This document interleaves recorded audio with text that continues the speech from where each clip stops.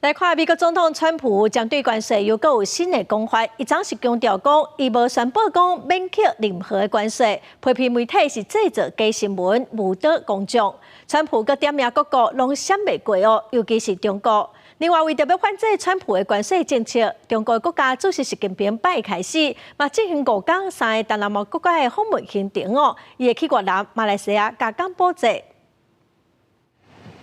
美国总统川普的关税措施又有新的讲法，针对美国海关加边境保护局最近宣布下面对笔记型电脑、智慧型手机加晶片等电子产品的对等关税。川普伫咧伊家己的社群平台发文补贴，伊讲并无任何所谓的关税下变，只是被归类到另外一个类别，也是被扣20%的芬太尼关税。 川普批评讲，这个拢是假新闻，点名世界各国拢莫想要闪过，尤其是中国。 中国的民众对此大部分拢认为影响一定会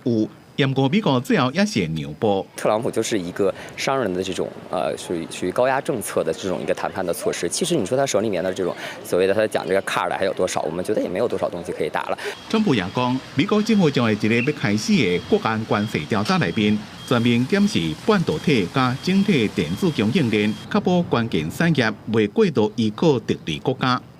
就伫中美贸易战愈来愈严重的时阵，中国国家主席习近平布局东南亚，进行今年第一遍的國事訪問，第一站要伫8月訪問越南。Tôi hy vọng là những các cái kinh nghiệm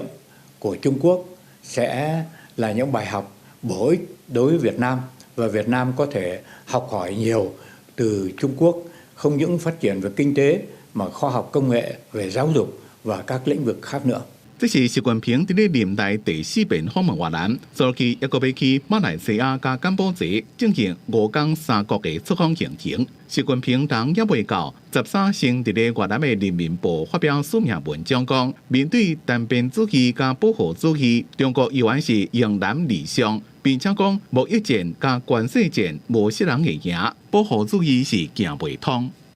公司新闻郑伟林编译。